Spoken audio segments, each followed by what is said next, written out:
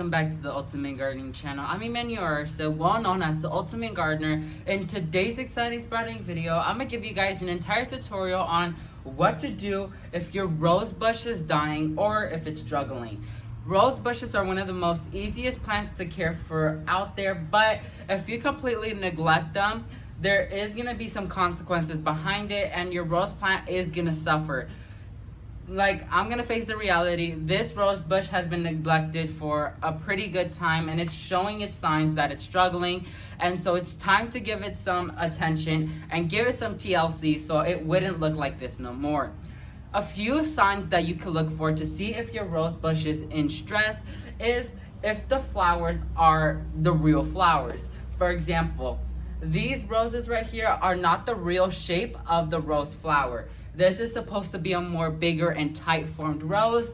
This blooms small and the petals are turning brown. And so that's one sign knowing that your rose plant is struggling. Another thing is that the rose blooms are wilting downwards, because that means that it's not getting enough nutrients or water in its own plant system, that it's starting to wilt due to the lack of energy in there. Another thing you can point out is if the leaves are dropping. Rose plants are easy to look for when they're in stress, so you'll see the leaves start turning yellow and start dropping. And if you can see, this rose plant starting to drop its leaves, and so it's time to do TLC. Any rose plant that is in distress could be fixed easily. So if you want to know the step-by-step on how to care for it, please stay tuned with us. So Ultimate Gardeners, point number 1 is deadheading.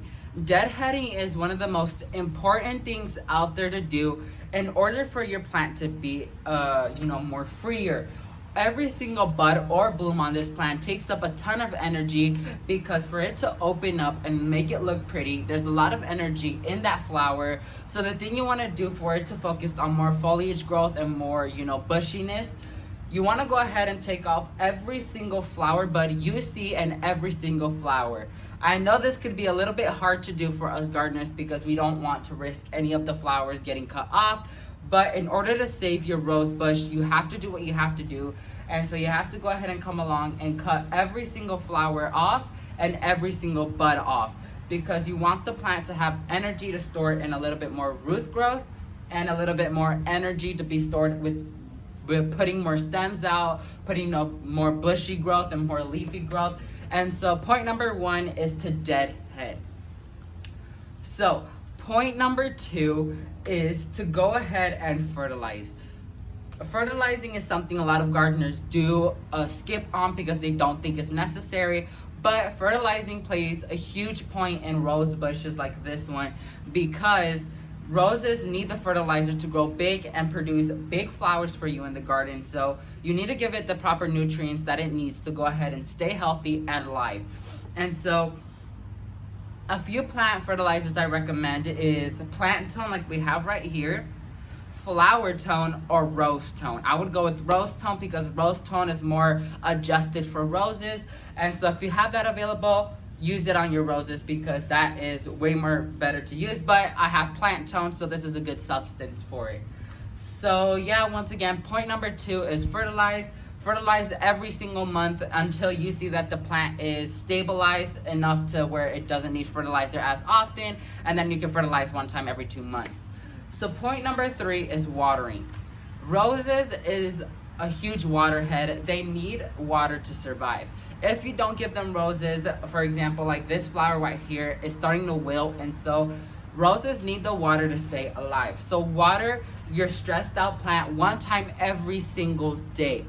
But once you see the plant is a little bit more stable and it's growing a lot bigger and you're seeing it's way better, then you can water one time every 3 days. But for now, you want to keep it in the safe zone and water it every single day. So once again, point number 3 is to water. So Ultimate Gardeners, point number 4 is sunlight requirement. Sunlight plays a huge part in rose bushes like this one. All roses are a full sun location plant because they can't live their life without sun. If you put this in a shaded location, this is not going to grow fast. It's not going to be bushy enough, and the flowers are going to be little small things, and you don't want that. So if you have a full sun location, make sure to plant it there or keep it there until you have your located area to plant it. And so once again, sunlight is a huge thing with roses, and so you want to keep on top of that. Another thing, point number 5, is trimming. Trimming is sort of like deadheading, but deadheading is trimming off the flowers or dead flowers. But you need to go ahead and keep your rose trim so it wouldn't get bulgy and ugly and stuff like that, because roses, believe it or not, if they get overgrown, they could become in distress too. So you don't want that to happen. So every single year when it comes, I'll say late fall, you want to go ahead and come back and cut your roses back, because I know in a lot of areas out there, you have to go ahead and cut your roses back because, you know, for them to survive the winter. But here in FL, we don't have to cut back our roses because they survive no matter what. But I do recommend giving it like nice haircut. Even though if you want to let it be, you still need to give it its little haircut so air circulation could go through it and no diseases go through. So talking about diseases, that moves us to our final point, which is pests and diseases. Roses are very susceptible to multiple different diseases out there, and so you want to help it out by spraying with an all-organic spray. I would recommend neem oil because that helps a lot. Here in FL, the common diseases you find on roses is whitefly, sun scorch, aphids, and powdery mildew. So you don't want that to happen to your roses, because if any of these diseases or insects get to your plant, that will completely destroy your plant. So you don't want that to happen here. So yeah, that's gonna be it for this exciting sprouting video, you guys. Let me go ahead and wrap up this video. So to make gardeners, that's gonna be it for this exciting sprouting video. Hopefully you find this video very helpful in case you have a rose bush. If you don't have a rose bush, I would recommend to get one because they're very, very pretty.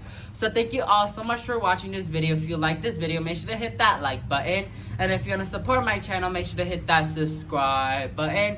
And if you want to get notified when a new exciting sprouting video comes out, just like this one, make sure to hit that bell notification button so you get notified when a new exciting sprouting video comes out. Thank you all so much for watching, and never forget to grow big, ultimate gardeners. Bye guys.